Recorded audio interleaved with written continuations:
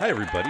This is David, and welcome to the Week 4 Fireside Chat. Educational Leadership, 655, Pupil Services and Nondiscrimination, Viterbo University.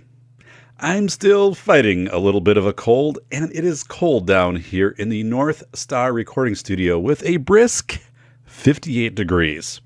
So let's get into this week's reflective teaching annotation. Week 4, Counselors, Nursing, and Student Relations. Some of the points that I want to make. The first, conditions tend to be co-morbid rather than singular. Somebody once told me, if you know one child with anxiety, you know one child with anxiety. We tend to generalize, saying if a child has anxiety, if a child has autism, if a child has an intellectual disability, this is how they present.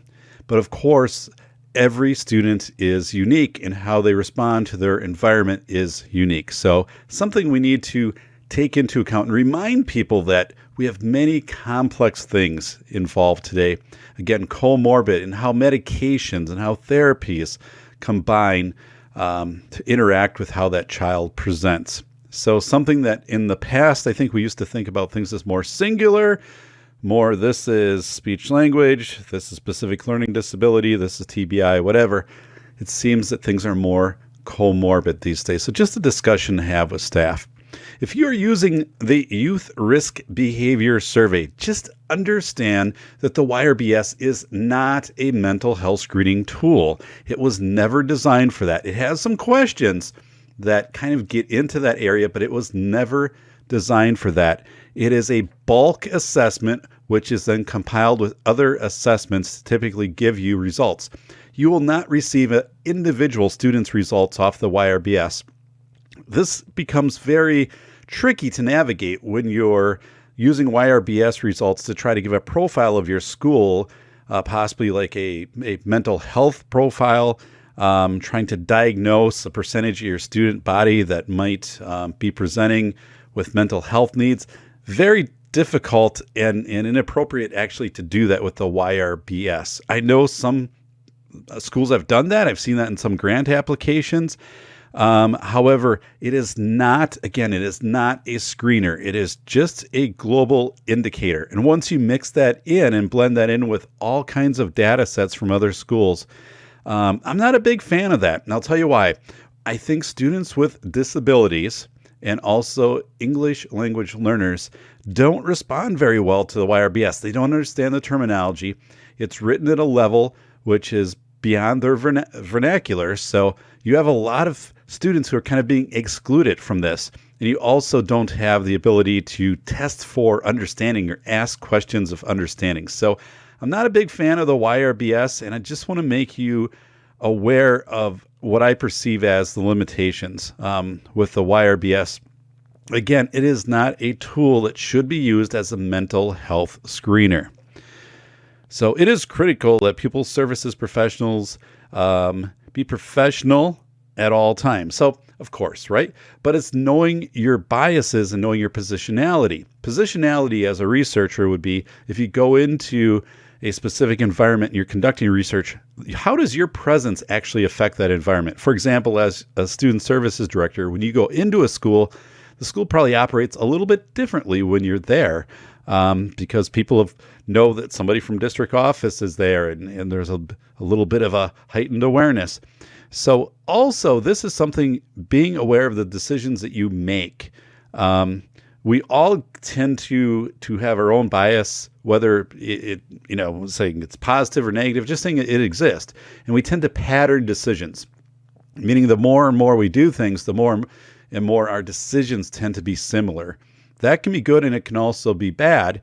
The bad part is that we don't look at individual presentations by students. What we tend to do is to say this was similar to something in the past, and this is how we responded to that event in the past. This is how we'll respond to it right now. So again, it's this whole patterning. It's really done for efficiency with our minds, and just to be aware of it. I bring this up sometimes when I consult with principals, and we go back and we'll look at decisions that were made in maybe like the last 10 or 15 behavior incident reports, and sometimes we'll be able to identify, boy, this seems like it's a pattern of every student gets a certain consequence, even though these were kind of different acts. And maybe this was the second time this happened, this was the seventh time, but it seems like there's some patterning going on here. So again, just be aware of that. Let's go on to, got it all done by pages here, page 2. Your social worker schedule. One, a lot of people don't know what a social worker does in the school, a school social worker that you're employing, your school social worker. So I've seen principals assign the school social worker to recess duty and to cover study halls and things like that because they think it's more of a flex position. It's a position that can respond to acute needs, but it's also a position that then they can access if the school is down on staff for a certain day. Not the sufficient number of substitutes coming in. So let's put our counselors and our social workers in the classroom. So not a good plan. Protect your social worker's schedule. The social worker needs to be flexible. They need to be able to visit with parents in the morning or at night and be able to flex their schedule. So protect that, educate your superintendent to that, educate your board to that. It's best also to have maybe your social worker or your social workers, if you have those available to you in a school, present with you to your school board at least once a year about what they actually do. Because it is a nebulous position from the outside, and because there are public social workers at the county level, also in nursing homes and hospitals and things like that, the term gets conflated. So I think it serves you well as a Pupil Services Director to have that discussion of what does our school social worker or social workers do. All right. So I want to remind you that your tacit knowledge or your gut feeling is extremely valuable. And your ability to phone a member to do a member check. So here it is. It's in difficult, complex, and challenging PSP matters, a bona fide personal and professional knowledge base is of vital importance.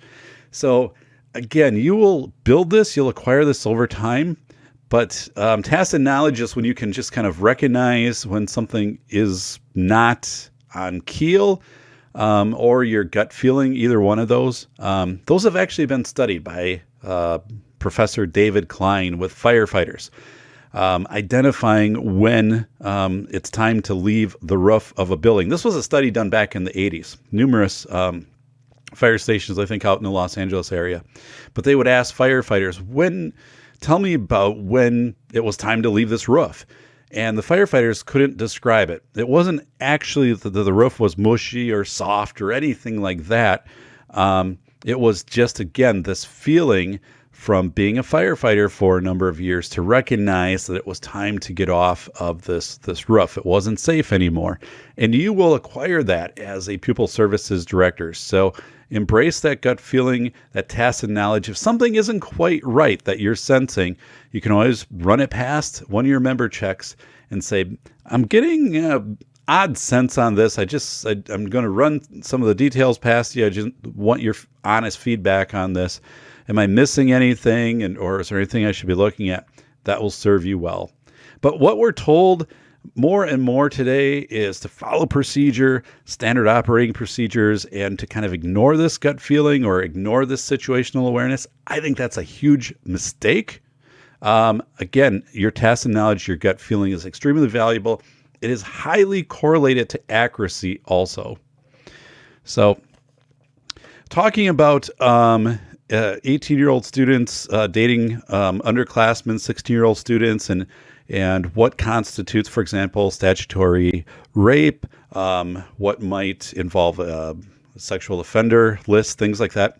It makes a lot of sense to bring in your police liaison or your police department to talk to your high school students about this. It can either be done as a big group or it can be done in smaller groups, but saying this is actually statutory rape in the state of Wisconsin. This would be what would qualify for potential sexual offender registry, also the consequences for sexting or for revenge posting, and to make that very overt to students. People will sometimes say, well, Dave, if we do that, then the students are going to demonstrate these behaviors. It's like coming in and saying, we're not going to tell students about like bomb threats and things like that, this, if we run a bomb threat, then, school might be closed and all of these other things might happen. And because then students are going to get ideas to do bomb threats. And I'm like, well, no, that doesn't work that way. Educate them up front of saying, if you call in a bomb threat, for example, these consequences can stay with you forever. And this, we're looking at a federal offense and the fines and everything else to go with this. But getting back to this, I think this has become, of course, with social media and the different, cell phone footage that can be taken and things like that, make this very explicit to students and where they can have a conversation and to ask questions about this. Because once something like this happens, it does go into the legal realm. The other part too is to educate your staff of saying, maybe a student comes to them or emails them a photo and says, hey, this photo was just sent to me by whoever they're trying to, do this revenge post. And maybe the photo is inappropriate. You do not want that photo in your possession. So immediately you would notify your school principal or police liaison and say, this student is basically reporting this to me, but in the fact that they're reporting this to me has also sent me this image. That does happen quite a bit. And if you follow, the procedures of immediately notifying, and of course, that your school, either principal or whether it would be you getting the student to the principal, getting the student to the police liaison to explain the situation, to make sure that that student is safe and protected, but then also that you are not keeping those types of images. And this is where it seems common sense, but it's not. So explaining this out to your administrative team and to your teachers, that, if they get sent a message, don't take the message and forward it, for example, to the principal saying, hey, I just got this from whoever. That message that you have on your computer, then, make the principal aware. Your technology folks can take those images and pull them off of your computer. They can be used as evidence by the police. But it's one of those things where people sometimes get caught up in trying to do the right thing, teachers, and incidentally end up where they are forwarding things that they should not be forwarding. So just something to make people aware of. But one of the things coming out of this is too, if you have students with disabilities, they are more likely, we know this from studies from the Thorne Institute, to be the victims of revenge posting, and more likely to not understand the ramifications of sexting or underage dating with somebody who is of age. So it's one of those things of making very clear to students with disabilities and special needs the factors that are around this, and also if they have any concerns, that they know who to go to. For example, any adult, or if it's a case manager or who it might be, but to make sure that information is very, very clear to students who might have a hard time otherwise understanding the depth of these situations. So, this happened quite a bit when I was early in my career. We would get to IEP meetings and a teacher would say, you know what? Your son or daughter presents just like another student 4 years ago, and that student started whatever medication and it seemed to help them. So obviously we want to make sure we're not having teachers or other staff make medical diagnoses or pseudo-medical diagnoses. Like, it seems like your child might benefit from whatever medication because they're pretty active, or whatever, with presenting with some kind of depression, it's obviously you want to bring that to a parent's awareness, but you're not putting a medication to that. What happens also, it's, like the Dr. Oz, or it's the commercial effect. If your child is exhibiting whatever of these 8 symptoms, which, they're going to be so broad that any child's probably going to exhibit 4 or adult, please see your doctor about whatever medication. So that's something too that's going to come up.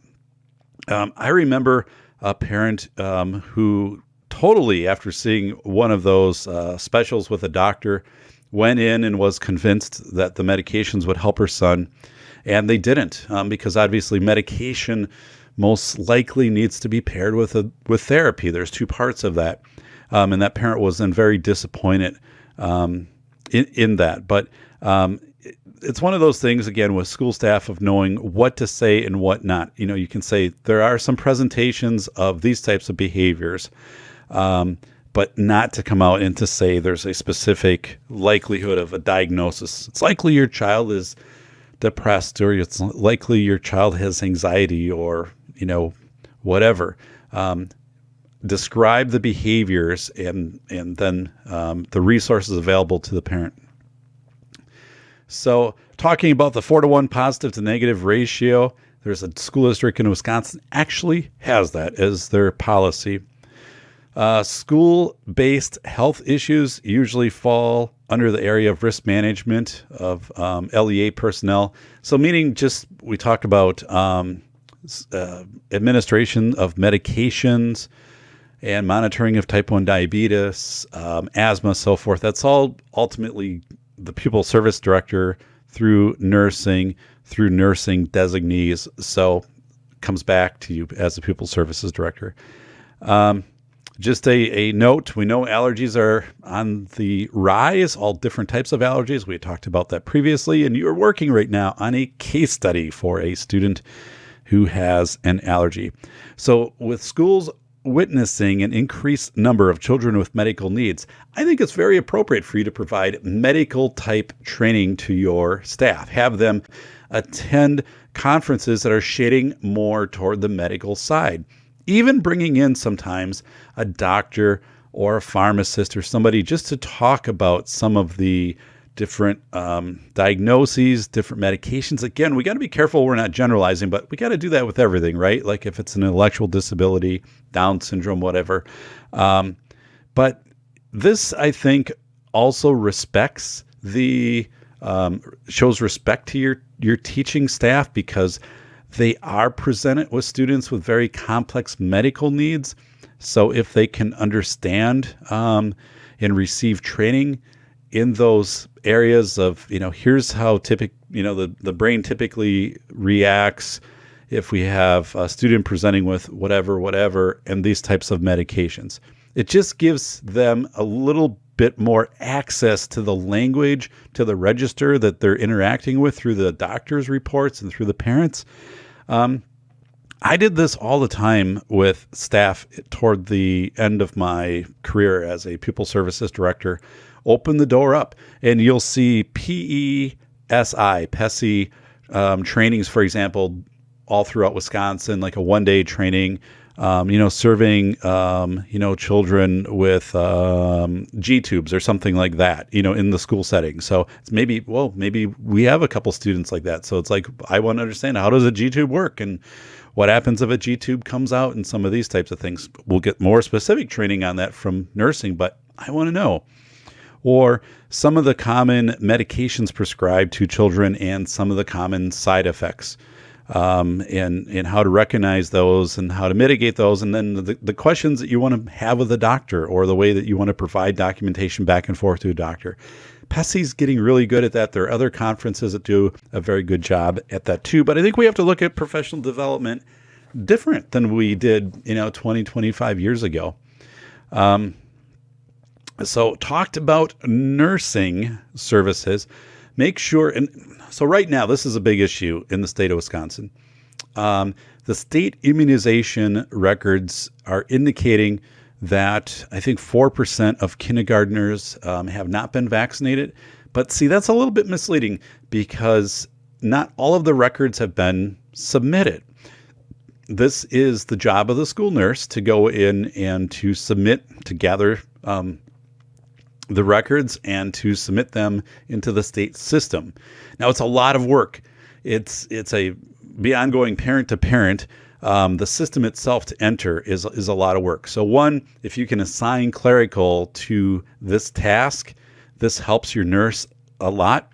And I think what's happening is nurses are having to prioritize. Do they work on the state immunization records registry, keeping that up to date? Or are they doing their trainings for type 1 diabetes, for G-tube care, for trach care, for all kinds of things, diastat, whatever it might be, seizure, so much more that children are manifesting today with severe medical needs. Obviously, those need to be your top priority. What's going to get pushed down is doing this mandated state immunization records list. And that's really what's happening. We are seeing more students who are being opted out of the immunizations. Yes, that is true, but we're also seeing fewer districts in compliance with reporting that to the state. If it was me, not to tell you to be non-compliant, but out of prioritizing, I'm prioritizing that my nurse or nurses are working with staff to make sure that my type 1 diabetic students, seizure students, and so forth, who could have potentially life-threatening reactions or conditions that could. It's like, where are you going to put your resources? Now the question would be, well, could you hire more nursing or whatever? Yes. I guess if you have the resources to do that at the start of the year, but most schools don't. So again, if we're taking what you have for existing resources and prioritizing, I'm not prioritizing the state immunization records above training the staff on seizure care for students and for asthma and also for like food allergies. I'm not doing it because those other things are life-threatening. This is a paperwork task. And really the state needs to do a better job with this immunization records data list. It has been a mess for the last 15 years. It is way too cumbersome. And it needs to definitely be streamlined, or more of this needs to be going back to the physician. It shouldn't be solely on the shoulders of school nurses anyway. So I'm just putting that out there. It's kind of an editorial, but I want to make that clear. Your nurses are going to come to you and say, Dave, or, we've got this due, and then this other part is due. It's before, October, sometime like that. And then there's like another level of it's due. And if we don't get it, we're out of compliance and things like that. It's like, okay, so you have to be ready for that.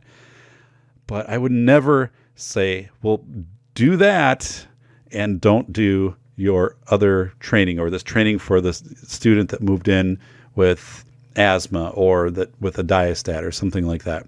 So you're going to get that question. I would back my nurses 100% on, again, prioritizing over the registry. So food allergy month, right? Or, food allergy month is April, which is insane because it should be October. If you are a school, recognize it in October, because why do it in April when the school year is pretty much done? So change it to October, and then you can use all the different resources that are out there, and they're tremendous national free resources to educate your staff and students about allergy awareness. So make October your allergy education month. You can do a little refresher in April. Sure, that makes sense, but don't wait till April. That doesn't make any sense from a school perspective whatsoever. Take that and move it up. So also indicated you're going to step on some toes. Yeah, obviously. It's just going to happen. Okay, suicide prevention. We have resources included. Make sure that you have a reputable way to train. I listed several in the state, but that you go through suicide prevention, the signs of suicide for your staff, and make it very clear that if they have concerns of who they can go to, or if something is, extremely potentially urgent. Like someone has said, I am going to take my own life, and they leave. Like that's a call to 911. That's not trying to find like your counselor and then like your principal or something like that. So that's where people, I think, aren't quite clear. Like when they have concerns, who do they report them to? And then where's that threshold of when something becomes more than just, I have some concerns for their well-being, to I think there is a very high risk that this person could be attempting harm to self. And one more thing. So include your front office staff. I worked on a legal case, an expert witness case, where there was a call in to a school secretary and about a student who was at another student's house the night before. That student was indicating some harm to self, was making comments. So this parent had called in and said, you know what, this other child was over here. I know the child attends your school. I'm bringing these concerns forward. And nothing happened in that case. It did have a horrific outcome to it. But one of the things in going back in that case and going through court documents and going through depositions of that secretary, the secretary had been in the position for, I think, 17 years, had never once been trained in suicide prevention or what to do if a parent or someone had called indicating that a student might be indicating a harm to self or harm to others. So just very clearly make sure that all your staff, including your front office staff, so they know immediately, oh my goodness, I need to either take this right away to a counselor, a principal, or is this something where I need to be calling 911? So delineate that out. Suicide prevention, and also with suicide prevention, start of the year and then also mid-year. And I include a refresher, I think, letter in there of mid-year, just so everybody knows. Again, key signs, and then also who to contact in their buildings. You want to make that very explicit.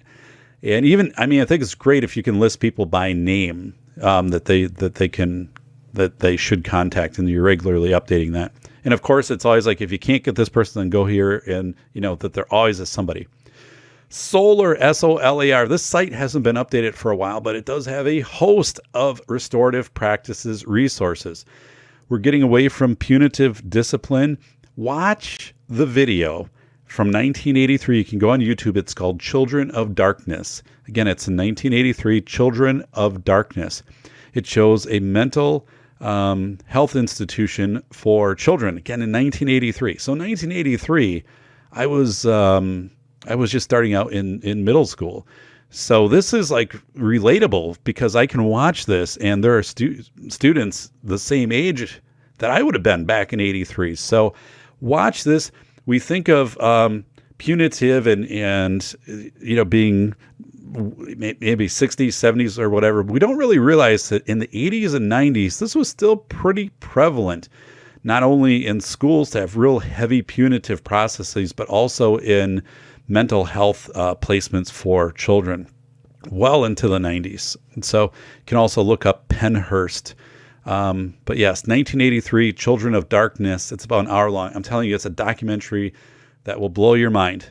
In one case, there were some students who, or there was a student who kept running away from a school, and he went to an institution, or he was placed in an institution, ran away from there, and the institution made him wear a pink bunny suit, and I believe put him in a dumpster and had some other boys guard him throughout the day. Wow. 1983, folks, not that long ago. We need to remember these things because there are still people out there who think these exclusionary type practices are acceptable. Not many, but there are still some people out there. The Youth Code of Silence, I posted about that. The best way, I think, to crack this, folks, is to use focus groups. Talk to kids, 4 to 8 kids at a time. Informal discussions, write down what they say, kind of go through what they write down and do coding, like axial coding. What are words that are showing up a lot? Especially for youth with disabilities, how they're perceiving their school environment, what they're perceiving as safe, what they're perceiving as not safe. Surveys have a ton of limitations. So I did a podcast on this. You can find it somewhere, but surveys also are, first of all, they're one way. So you can't, it's usually the person can't ask for understanding. You're assuming that they understand the language in the survey.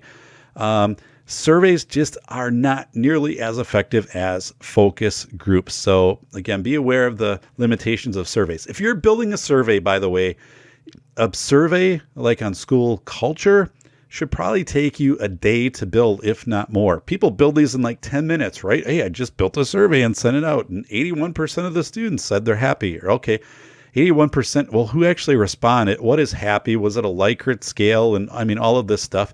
I mean, how do you operationalize these terms? So the whole thing becomes, what are the constructs or the underlying things of, are you trying to find out, do students feel safe here? Do they feel that they have somebody that they can report to?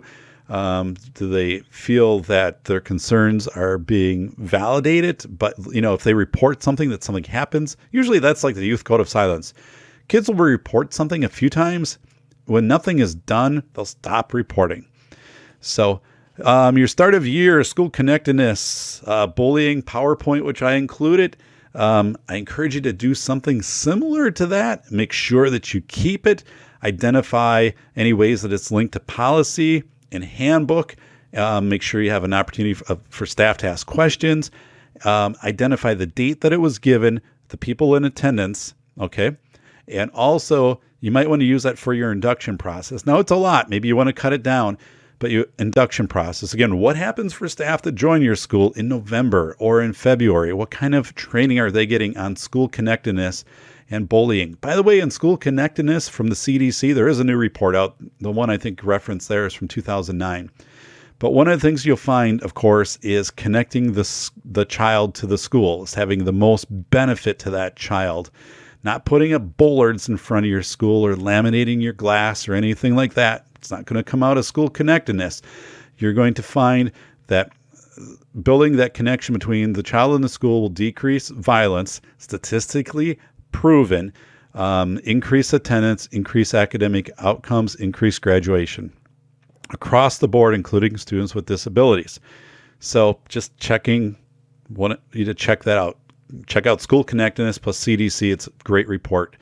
But anyway, something like I showed you right here, I do different start of school year presentations, but you want to have something that's not so abstract that you can't link it to policy or handbook.